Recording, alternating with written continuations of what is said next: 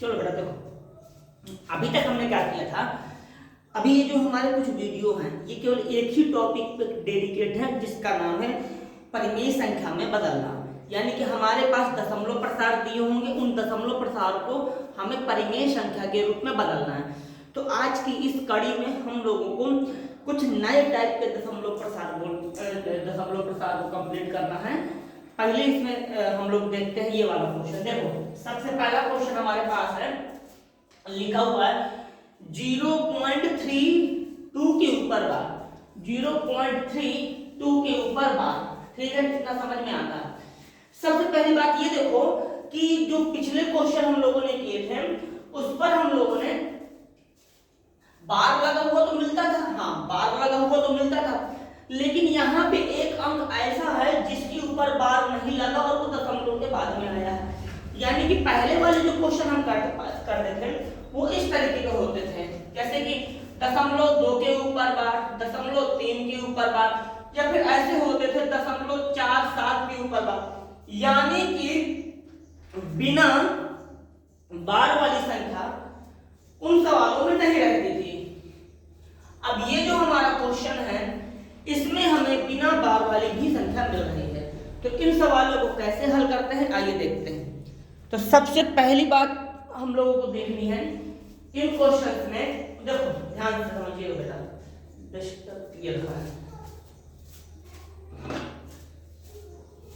देखो ध्यान, जो नंबर हमको दिया हुआ सबसे पहले इसको हम लोग किसके बराबर मानते हैं, x के बराबर मानते हैं। ये बात हमने पहले वाले क्लास में समझ लिया था। फर्स्ट ऑफ ऑल मानेंगे x के बराबर, ठीक है। तो हमने इसको x के बराबर मान लिया, 0.32 के ऊपर बार, ठीक है 0.2 के ऊपर 3 और फिर 2 के ऊपर बार बना दिया। अब तुम ये देखो कि पॉइंट के बाद, दशमलव के बाद ऐसे कितने अंक हैं जिनके ऊपर बार नहीं लगा है। फिर से समझो मैं क्या कह रहा हूं, दशमलव के बाद उन संख्याओं को देखो जिनके ऊपर बार नहीं लगा, ठीक है। तो ये बताओ ऐसी कितनी संख्याएं हैं जिनके ऊपर बार नहीं लगा है। तो मैंने ये देखा कि दशमलव के बाद, ये जो दशमलव लगा है इसके बाद एक अंक ऐसा है जिसपे बार नहीं लगा हुआ है, लाइन नहीं है, ठीक है।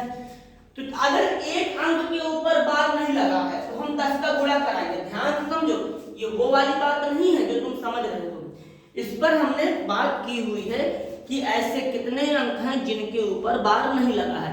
तो हमने देखा कि यहाँ पे हमारे पास ये एक अंक ऐसा है जिसके ऊपर बार नहीं लगा है। तो एक अंक है तो हम लोग किसका मल्टीप्लाई करा देंगे, 10 का। फिर समझ लो अगर एक अंक के ऊपर बार नहीं लगा है तो हम किसका मल्टीप्लाई कराएंगे, 10 का। अगर दो अंक के ऊपर बार नहीं लगा होगा तो 100 का। तो सबसे पहले हमने यहाँ पे 10 का दोनों पक्षों में 10 का गुणा करा देते, तो करा दो। लिखेंगे दोनों पक्षों में 10 का गुणा करने पर, ठीक है। दोनों पक्षों में 10 का गुणा करने पर। आखिर से दोनों पक्षों में 10 का गुणा क्यों कराया गया है, क्योंकि यहां पर हमारे पास 3 ऐसा नंबर था जिसके ऊपर बार नहीं लगा था। तो हमने यहाँ पे दोनों पक्षों में 10 का गुणा करा दिया। कराइए, कराते हैं। तो जैसे ही मैंने 10 का मल्टीप्लाई कराया तो ये ऐसे हो गया, यहाँ मल्टीप्लाई कराएंगे तो 3 बाहर निकल आएगा। मैंने बताया कि अगर कहीं पे इस तरीके की संख्या लिखी होती 10 का मल्टीप्लाई करा देंगे तो 25 और ये इधर आ जाएगा, यानी कि एक अंक खिसक गया। तो ये भी एक अंक खिसक जाएगा, ये बन जाएगा 3.2 के ऊपर बार। बताइए कोई समस्या? थोड़ा शॉर्टकट कर दिया है, इसको मैं डिटेल में बता देता हूं। देखो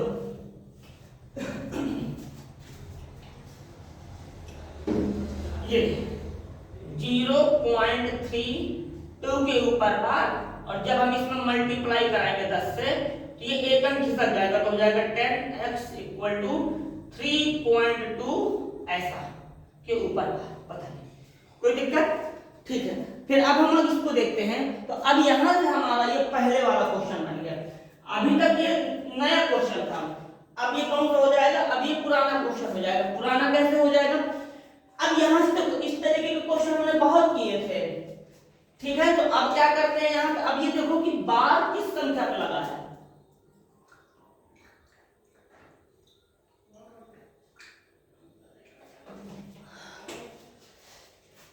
देखो यहां पे बताओ बार किस संख्या पर लगा हुआ है। यहाँ पे बार जो लगा हुआ है हमारा 2 के ऊपर लगा हुआ है, हाँ 2 के ऊपर बार लगा है।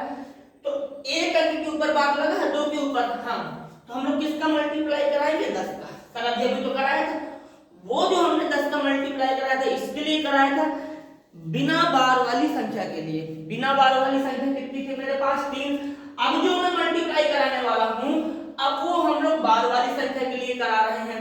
तो बार वाली संख्या भी मेरे पास एक है, तो फिर मैं लिखूंगा कि दोनों पक्षों में 10 का गुणा करने पर, देखिए कैसे लिख देते हैं। ये इसको हम लोग मान लेते हैं समीकरण नंबर 1, इसको डाल देते हैं समीकरण नंबर 2, ठीक है। यहां लिखेंगे समीकरण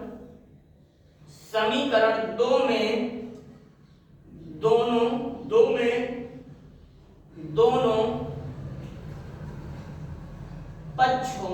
दोनों पक्षों में 10 का गुणा करने पर कितने का गुणा, 10 का गुणा। 10 का गुणा कर देंगे, हाँ 10 का गुणा कर दिया तो कराइए 10 का गुणा दोबारा। तो इसमें करेंगे तो बेटा ये 100 हो जाएगा, 100x। और इसमें करेंगे तो देखना थोड़ा सा समझना, इसको हम लोग ऐसा भी तो लिख सकते थे ना, 3.222222। और जब इसमें 10 का गुणा होगा, ये वाले में जब इसमें 10 का गुणा होगा तो ये एक अंक इधर सरक जाएगा, हाँ ये हो जाएगा हमारा 100x बराबर 32.2 के ऊपर भाग। बताइए 32.2 के ऊपर भाग, 32.2 के ऊपर भाग। यहां तक बताओ, अगर कोई प्रॉब्लम आ रही हो, कोई समस्या हो तो मैं समझा। अब देखो आगे इसके बाद क्या करेंगे, इसके बाद हम लोग समीकरण नंबर 2 देखेंगे। ये देखो समीकरण नंबर 2, समीकरण 1 नहीं, समीकरण नंबर 2। समीकरण 1 हमारा किसी काम का नहीं, मेन हमारा समीकरण नंबर 2 है। तो समीकरण नंबर 2 में क्या करने वाले हैं हम लोग, ध्यान समझना। इसको थोड़ा इसको देखते हैं, ये लिखा 3.2, तो इससे 3.2 निकाल लो, तो ये 32 है तो 2 निकाल लेंगे तो कितना हो जाएगा भाई 30, और एक और निकाल लो तो 28। बताइए किसी तरह की कोई समस्या, कोई दिक्कत, कोई प्रॉब्लम आई हो तो मुझे बताइए, मैं और समझा दूंगा। चलो एक काम करते हैं, अभी हमारे पास लिखा 32 कुछ करके है। अभी इससे हम लोग निकाल लेते हैं 3, इससे हम यहां से ले लो तो ये हो जाएगा हमारे पास कितना,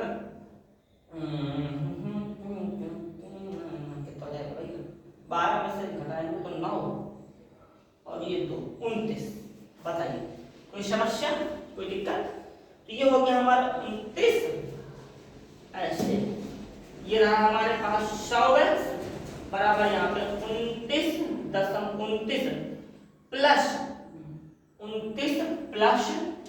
3.2 के ऊपर।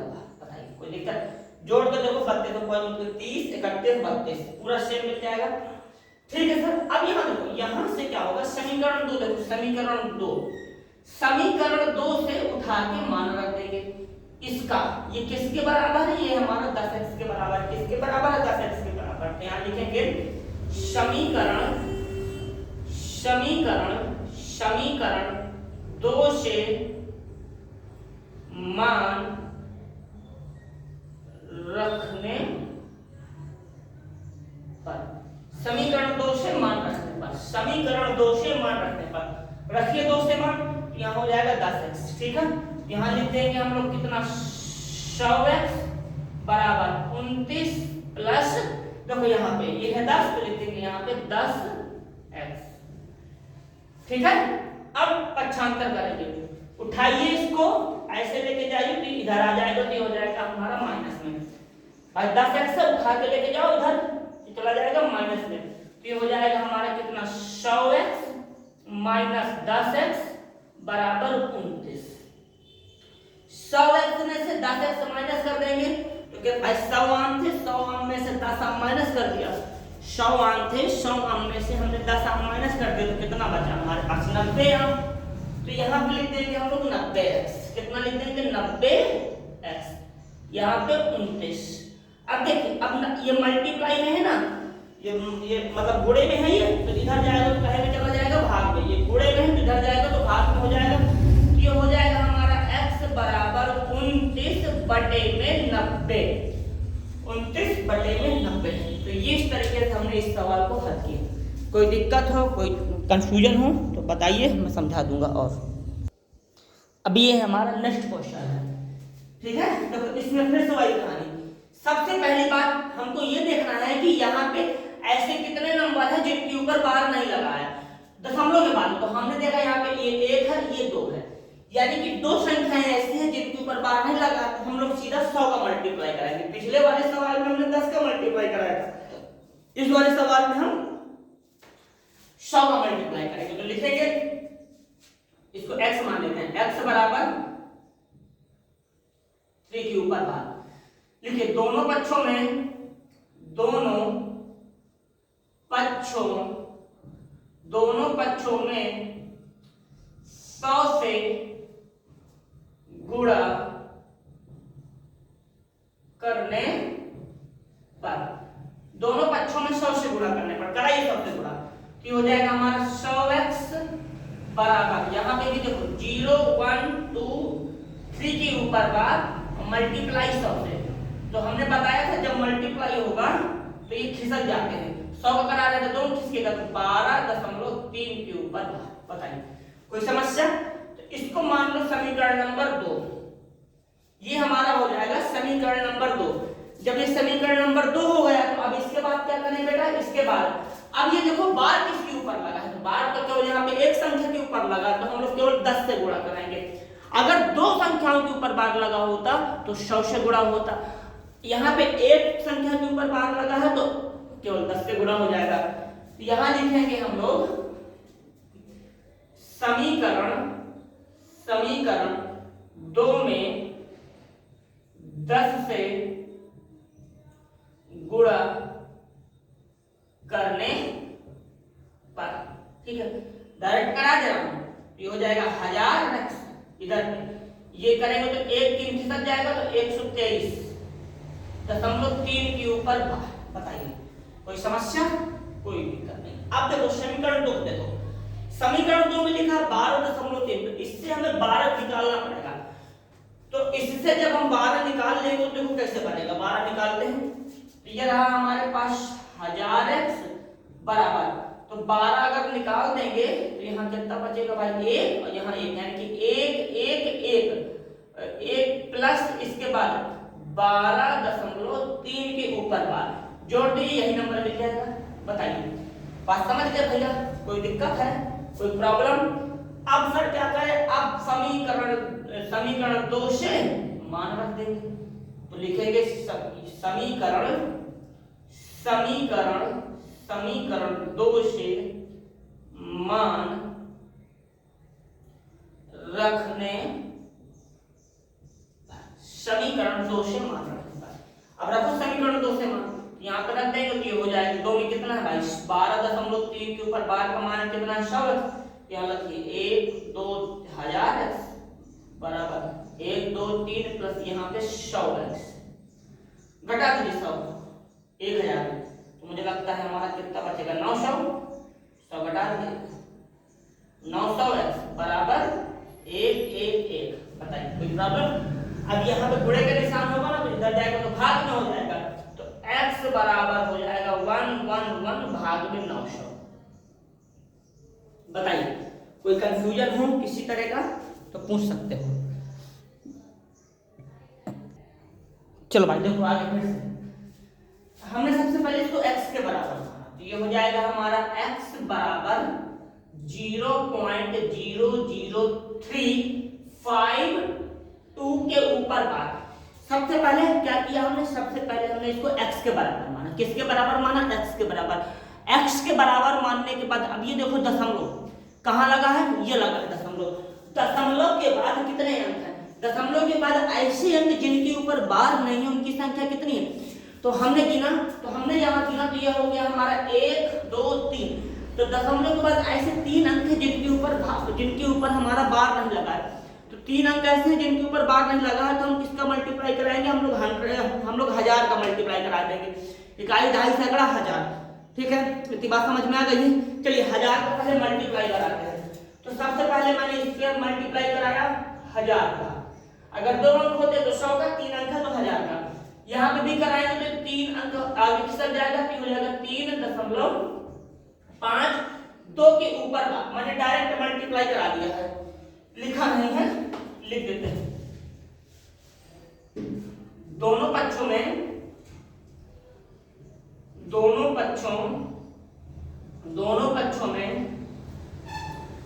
1000 का गुणा करने पर, दोनों पक्षों में 1000 का गुणा करने पर, अब देखिए 1000 का करा, ये हो जाएगा 1 2 3, ये x यहां कराएंगे तो ये 3 अंक खिसक जाएंगे आगे, मन करके कई बार बताया 5.2 के ऊपर बात। ठीक है, इतना समझ में आ गया। अब चाहो तो इसको समीकरण नंबर 2 डालो। अब देखना, अब ये देखो, हमने पहले देखा था कि इसमें ऐसे कितने नंबर हैं जिनके ऊपर बार नहीं लगा है, तो 3 नंबर थे जिनके ऊपर बार नहीं लगा। अब उन नंबरों को देखना है जिनके ऊपर बार लगा है, यानी कि पहले ऐसे नंबर देखो जिनके ऊपर बार नहीं लगा, फिर ऐसे नंबर देखो जिनके ऊपर बार लगा हुआ है। अब ऐसे कितने नंबर हैं, कितने अंक हैं जिनके ऊपर बार लगा है, तो 1 और 2 कितने हैं, 2। तो अब मुझे किससे मल्टीप्लाई कराना पड़ेगा, 100 से। 2 संख्याओं के ऊपर बार लगा है तो 100 से मल्टीप्लाई, तो मैं 100 से करा देता हूं। तो ये हो जाएगा हमारा ऐसे, देखो यहाँ पे 2 जीरो बढ़ जाएंगे ना, देखो दोनों पक्षों में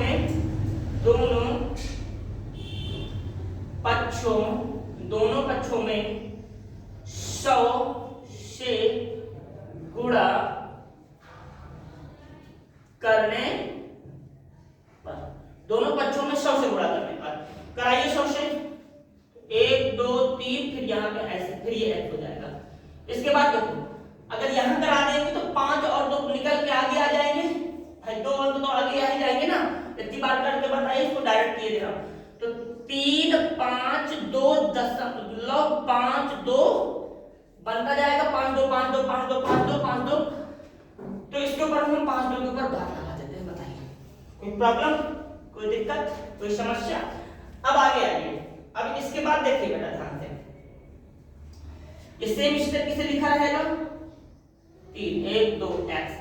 इसके बाद 3 हटा दो, 3 हटा दो, तो हो जाएगा 349 50 51 52, हाँ 3.52 के ऊपर। ठीक, ये किसके बराबर है हमारा, 1000 के। तो लिख दो समीकरण 2 से, मान रखने पर लिखो समीकरण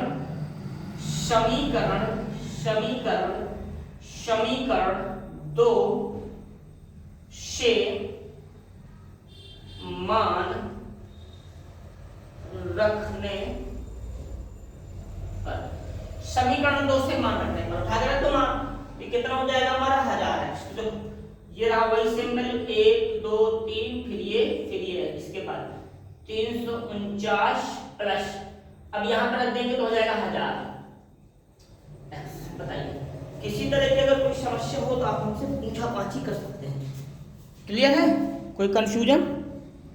चलो नहीं, अब क्या करें, अब देखो, अब सबसे पहले इसको इधर ले आओ, ठीक है, प्लस में तो इधर आएगा तो माइनस में, ये नंबर तो कहीं जा नहीं रहा, इसको यहीं लिखा रहने देंगे। ये हो जाएगा हमारा 1 2 3 4 5 x।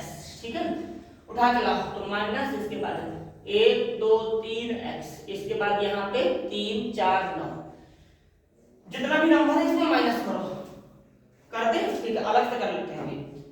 1 2 3 4 5, इसमें 3 0, 1 2 3, फिर ये 1, तो खतरनाक बनेगा जी, 0 0 0, इससे हाथ से ले लेंगे तो 9 और ये 9, ऐसा तो कर लिख दो 9।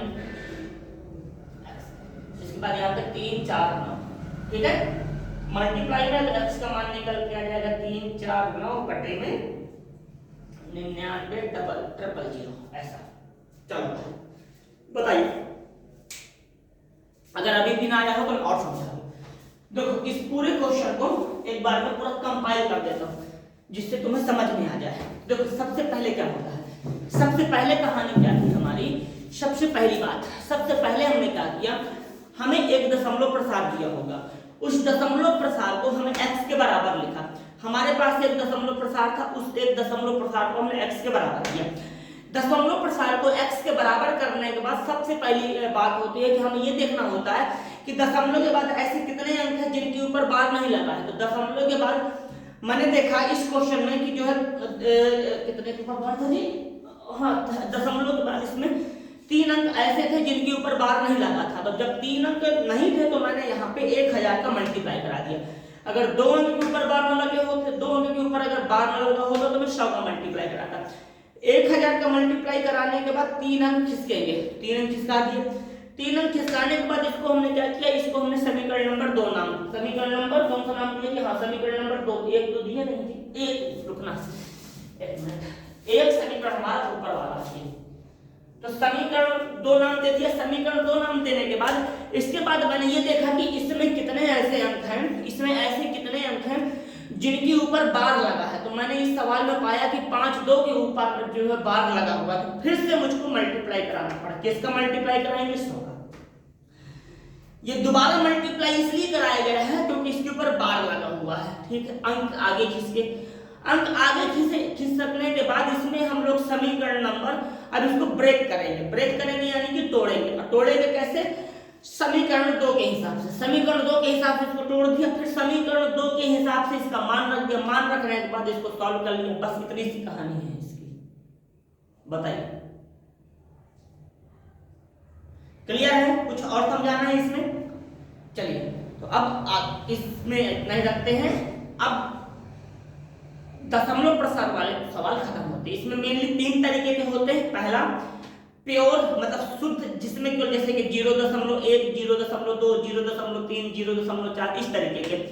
फिर इसमें होते हैं फिर इसमें 3.2 आ जाता है, 3.3 आ जाता है, 3.4 आ जाता है, इस तरीके के 4.5। फिर इसमें बार भी लगा होता है और बिना बार, दोनों एक साथ आते हैं। तो हमने तीनों तरीके के सवालों को देख लिया। ठीक, अब हम लोग एक नया टॉपिक इसमें स्टार्ट करेंगे। ये चैप्टर काफी बड़ा होता है, नंबर सिस्टम है, ठीक है। लगभग हमारे 33 से 35 क्लास हो चुकी है, फिर भी ये खत्म होने का नाम, अभी कितने में जाएगा पता नहीं कितने में जाएगा, लेकिन पढ़ाया पूरा जाएगा, कुछ भी नहीं छोड़ा जाएगा।